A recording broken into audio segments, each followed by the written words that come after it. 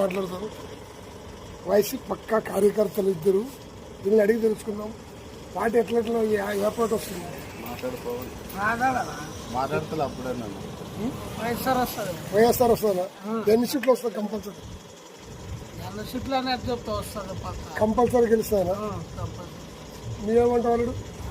రావాలి మరి 15,000 మెజార్టీతోనే రావాలి. 15,000 మధ్య కంపల్సరీగా రావాలి.